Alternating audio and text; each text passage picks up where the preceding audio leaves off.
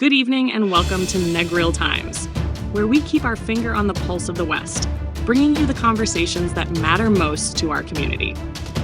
On Tuesday, May 13th, the Negril Chamber of Commerce convened a special session at the James Hunter Conference Center in the Boardwalk Shopping Village, inviting former three-term Member of Parliament for Western Hanover, Ian Hayles, to engage with local business leaders and stakeholders. With general elections on the horizon, and Hayles now seeking to represent Western Westmoreland, the Chamber provided a platform for him to outline his vision specifically for Negril, a vital part of the constituency's tourism and economic engine. Mr. Hayles, who is a vice president of the People's National Party, will go head-to-head with the Jamaica Labour Party's Dr. Garfield James, principal of Little London High School and councillor for the Sheffield Division, who recently won the JLP nomination after a closely fought internal race. Here is Mr. Hayles' presentation. For 13 years, I was the MP in Hanover. When I went to Hanover, in terms of water, potable water and citizens, from a commercial standpoint and residential, 58% of the citizens in the commercial activity was getting 58% water. When I leave Hanover, it was 86%. In terms of road and road network and infrastructure, it was 42%. When I leave Hanover, it was 78%. A good portion of our citizens had a problem with electricity, and that was 67% when I got here. When I leave, it was 89%. In terms of education, I did one thing every year while I was there. For every year, for every school year, we'd have to ensure that we get 2 doctors, fully paid by the Member of Parliament and private sector, 10 nurses, 15 teachers, and 70 professionals. Because we know one thing, we have to build the capacity amongst individuals who we are putting in the workforce. And it's good to ensure that in terms of longevity and survival, that we educate the next generation of Jamaicans. I didn't stop there though.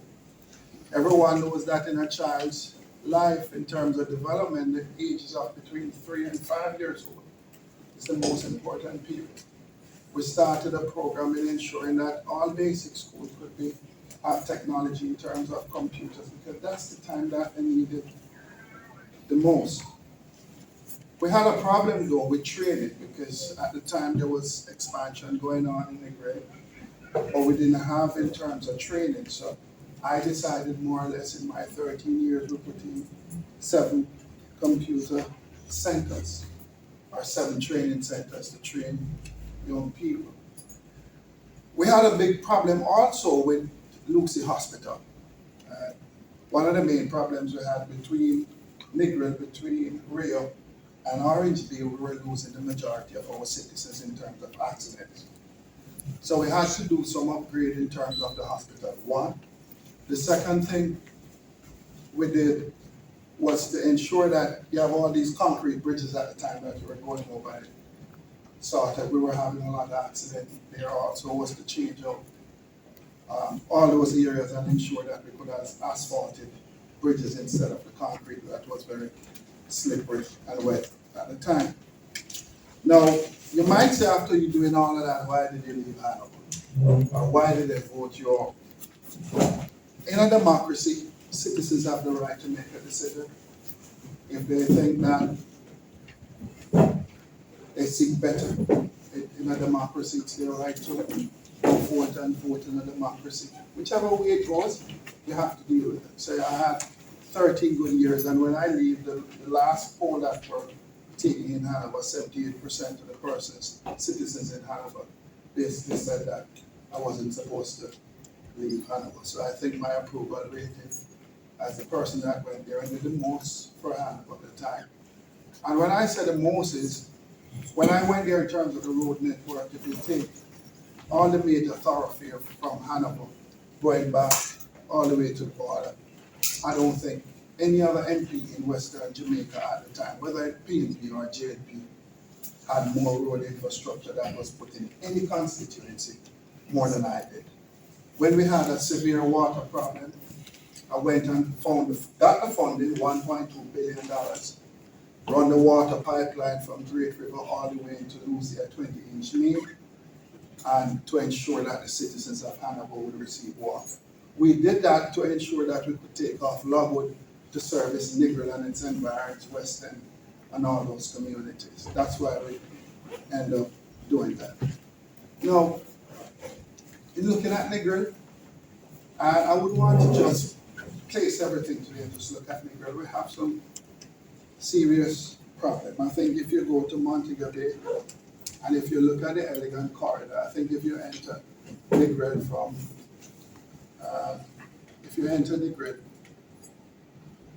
it's not what should represent Negril. And oftentimes in politics, it's who you put to fight for you and who you put to ensure that Negril contributes more than any other parish across the country, more to the Tourism Enhancement Fund than any other parish. So Negril, in terms of getting its fair share, 99% of the time you don't get your fair share. And it's oftentimes it's who you elect to fight for you and who you elect to, because the number one job of a member of parliament is to be, I call it a serial beggar. And what do I mean by that? You have to ensure that you can beg and you can ask for things to ensure that you represent your constituency well, and you ensure that you can bring the bacon home, as persons would say. So the entrance into Negril, we have some serious work we have to do. If you look at the entire strip and the lighting, the lighting from Hanover, from Orange Bay into Negril, you're supposed to have the most beautiful entrance into Negril. What Negril represents to Jamaica, it should often show in the product that is Negril, and it's not. One of the serious problems you have is a fruits and vegetable market, which you don't have. But I go back again. It's who you get to fight for you. So you might not love me, you might not like me, and that's okay too. But you're hiring somebody to do a job. And with that job, I think for me, it's everything that I do since I've entered politics is to ensure that every year I can set targets in terms of achievement. Because it's not every time you're going to go to the vote and the voter going to take a drink from your wife or a plate of food, or you can buy out with a little money. You have to have something to show in terms of results. So I've always taken a different approach and make it about all results, because that's how you need to be judged and should be judged. In terms of infrastructure, the road network again, serious problem. And I see where the Tourism Enhancement Fund has come in and they've done, I think, 1 or 2 roads. But being in Parliament for 13 years, I can tell you it's very tricky. And what do I mean by tricky? If you have an MP and he's not a minister, oftentimes you get less, if you get anything at all. Now, why I say that? As someone who has did it for a while and got the majority of roads, if you don't care which corridor you entered Hanover from, if you entered from Glasgow through Grange Hill into Lucy, that road was done at a cost of $304 million. If you take it from this corridor from top here all the way into Hanover, I ensured that all main roads were basically done. So I did all the main thoroughfare. When there was a development, a housing development, we ended up taking from Orange Bay into Logwood, into Silver Spring, right back to the border. We ended up taking it again from Santoy all the way to Grand Island and ensuring that the housing development that we put in place for tourism workers, that they had good infrastructure, good road, good water, to ensure that they can have a decent standard of living. Now, I'm driving up a while ago, and when you look at it, the drains, it was not even a hard shower rain. And you look at the road, it's almost flooded as we speak. So there again, you have some problems. Every year since I'm in Hanover, the morass is on fire. Every single year. And every single year, we meet again and say, you know what, we need to wet the morass or keep it damp and ensuring that this problem doesn't keep occurring every year. But every year it happens. And I can honestly say that the expectation at times between the vote and the elected representative, it's two expectations. Because oftentimes people will say, you know what, I'm a PNP, I'm going to support PNP, or I'm a JP, I'm going to support PNP. Oftentimes in our country, we don't look at individuals who serve. It always comes down to where political lines are drawn. When I look at the West End, though, every time I look at the West End, I've always remembered the night shopping in Thailand. Every time I look at the West End. And if you look at the West End, to me it's something that it seems like it's dying a slow death. Because, and don't get me wrong, I was a part of the system, so I'm not being hypocritical here. So we had all of these multinational coming, and we contribute, Negril contribute to the tourism enhancement.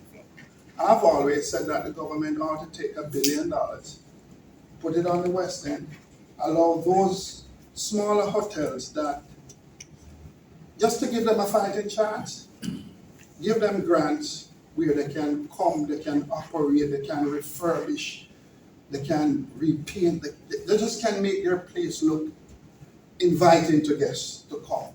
Every time I see the West End, I've always said, this should be somewhere that culturally represents us as a people, as people from Negril. It should be something that represents us. So, but to every time I go, there's another hotel being closed.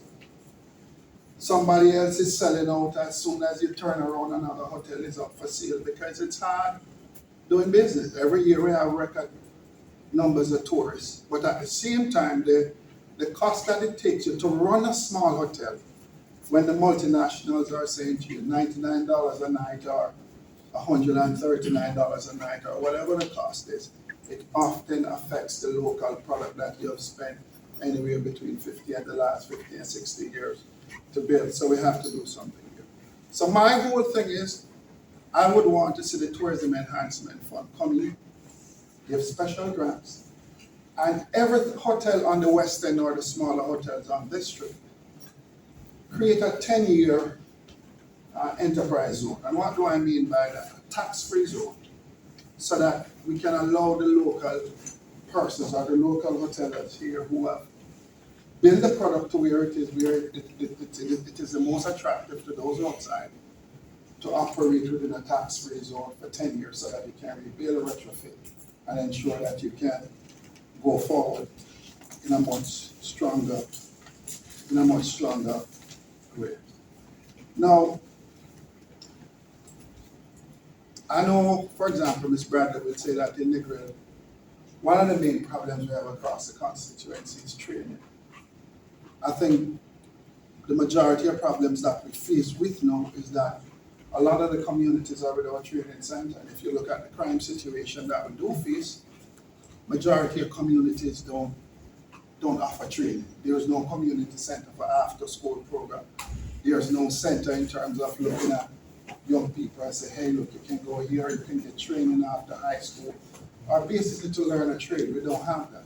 And it is something that we have to look into. I'm not knocking the government, but the largest investment that the government has made in the parish of Westmoreland is to invest in crime and security. Now, I don't have a problem with that. I mean, I think we should invest in crime and security. But to spend almost $2 billion in giving us the Landila Cultural Center, which was, everybody in Westmoreland know what that represented. To having the command center move from downtown Savlamar to the build there. New police station in Little London, a new one in Drayton. I just think that it should have been a balanced approach. You look at, if you're going to build 3 police stations, build 3 community centers. Build 3 training centers so that we can train our people. Across the constituency though, it is not only citizens from across the constituency come to Negril to work. And Negril plays a vital role in the development of the parish of Westmoreland and Jamaica in particular. My concern is if you step outside of Negril a little and you step into Orange Hill, there's a vibrant economy there, but it's basically underground. You have to ensure that the people of Orange Hill also, because a lot of times, I've seen hundreds and thousands of tourists end up in Orange Hill. But it's an enterprise that you don't get as much credit for it. It doesn't have the necessary license to function legally, but it's a thriving industry for thousands of Jamaicans up here. I visited Orange Hill and there's hundreds and hundreds of females with family that is there, but they have a job every day, but it's not above board, but they do it and it's an honest living. It's something that we have to look into. I want to come go to water because it is very important. And when we are two hats here, I'm going to speak in my capacity as the opposition spokesperson on water, the shadow minister, and also the candidate. So, the first part was when the water pipeline, the 20-inch main, went in first to Great River into Lucy, it was to take off Palladium and a couple of the other hotels in ensuring that the citizens of Hanover could get water. That was the reason behind it. The second part of it was to ensure that Logwood could supply Negril, West End and its environment. But something went wrong, and don't get me wrong, something went wrong. What went wrong? The approvals ran away. So we were sprinting with the approvals in terms of investment and development. And while that ran away, we didn't, in terms of the approval, we didn't take stock and say, in terms of supply and demand, do we have as much water in terms of the expansion that would be taking place in the grid? And something happened there. Now I saw the government came last year and they came up with a project for $215 million US. The $215 million US that they came up with, they said they're going to take the water from Martha Gray into Great River, and from Great River into Lucy, and from Lucy you will get it in Negril. The opposition is of the view that, and I'm of the view that that's just rubbish. And let me tell you why it's rubbish. The only reason why they want to take it from that side, come this side, is because that side is poised for development. So you're still going to run into the same problem again where the hotels are going to get the water and the citizens don't get the water. That's what's going to happen again. We have suggested that, hey, look, you can get an extra, if you should take a boat or a canoe out to down by the carburetor, every single day we lose anywhere between 15 and 20 million gallons of water. Every single day, you just see it running into the sea. And it's like the sea is not accepting it because you see two different coloration in terms of the water. If you go to Roaring River, you can get an extra 10 to 15 million gallons of water. So the first question you'd ask yourself is, do we have the water in Westmoreland? The answer is yes. That's number one. Now, I am of the view that the first project that I will work on, and I'm sort of sure that the government will change. I'm sure that the first project that I will work on, there's a saying in Jamaica, pass and christening vicar first. And why do I say that? The first project that I will do on my watch is to ensure that I will take the water from, because there are persons in Savlamar without water. So we take it from the Roy River, bring the 12 to 15 million gallons out by the carburetor, and take another 25 million gallons from there. That will ensure that between now and the next 15, 20 years, Negril will have as much water in terms of so sustain itself. That you can stop paying in terms of the trucking of water that the exorbitant cost that you now pay. And let me just say something. I was Minister of State in the Ministry of Water, and I think we ran into this problem twice in terms of where the trucking of water had to come into play. And at the time we had the Rapid Response Unit, which is now dismantled by the current government. What the Rapid Response did was, for a typical truckload of water, you'd pay $4,000 to $5,000 per truckload of water. Because the government ensured that it created a safety net, not just for citizens, but for businesses also. What has happened? The government said, you know what, we're going to get rid of the Rapid Response system, and we're going to ensure that the private sector picks up the slack.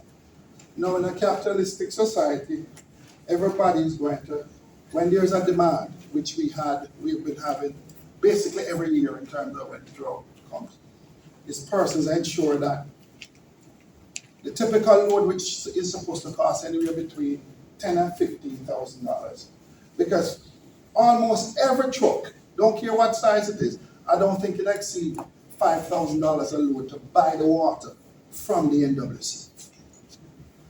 To buy the water. But when it gets to your door or your business place, it's anywhere between $45,000 and $70,000 in some cases. Now that is wrong. So government has a role to play. And two things we're going to ensure. One is we put back a system in place, a new and improved system, in ensuring that the price gouging doesn't go on if we have to truck water. And two is to ensure that we take the water from the carburetor and from the Rowan River and bring it this side. So we're not going to go from that side first, from the Hanover side. We're going to bring it through this side, run it on the corridor, anywhere between a 24 and a 36-inch main, so that you can have the supply over the next 25 to 30 years. I've outlined, and look, we have to develop Negril. And one of the main reasons, sugar is dead. If you take the plains from Frome, areas in Friendship, Prospect, Sheffield, that used to employ thousands and thousands of Jamaicans, that's not there anymore, because sugar is dead. What do we have to look at? We have to look at how we develop the tourism product to ensure that we can improve the lives of our people and create employment for generations to come. And we can't do that without water. We can't do that without water. It's something that is important. I've outlined all my plans in this magazine because I don't think I can come to anybody in this constituency. And I've been walking since September last year. And I've visited I've walked probably a total, I've visited close to around 5,000 homes already. Because I think in life you have to meet people at their own station to find out what the problems are. And I was glad for today off as a day off. So we walk from 11 in the morning to 7 at night, every single day. And we do something different on a Sunday, but that's what we do, because you have to meet people at their own station in life just to have that conversation. And a lot of people want to have a conversation. But as I said, I've outlined all my plans. The number one problem to address is the infrastructure. That is important. We have to deal with the water situation. And I think it's the first in a long time. In this constituency, you will have someone that is responsible for water for the entire Jamaica. And we have a plan that is a national plan. But in terms of looking here, we have a plan here also. I've visited Rowan River, I've visited the carburetor, in terms of looking at how best and how efficient we can move the water to you in a way that is important. So every time I sit and you have invited the Minister of Water here, it sort of irks me and it sort of makes me upset. And I'll tell you why. For the simple fact that when someone comes and tells you about procurement, that you have to it takes around a 2-year process or a 3-year in terms of getting everything. Any minister of government can sign something that is emergency. Do you have an emergency here in Negril? What you do for the tourism sector? Yes, you do. The emergency you have is water. So it's a project that can be signed off on by the minister. And if that was done, you would have the pipeline. But something happened last year after they announced the project about bringing the water here. There was a parish council election.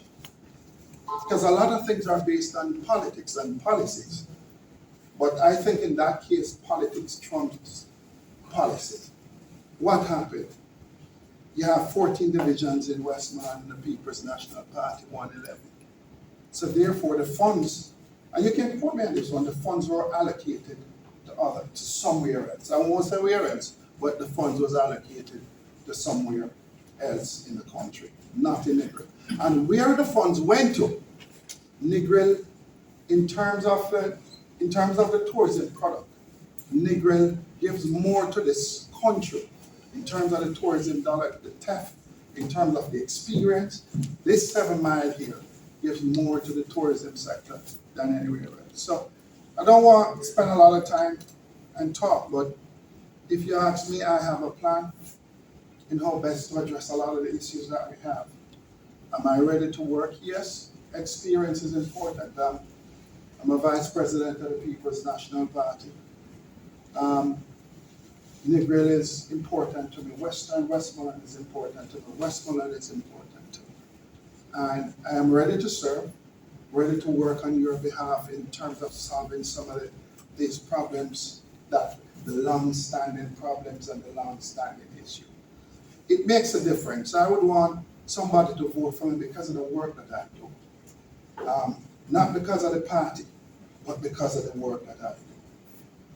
I have a track record, and I'm proud of it.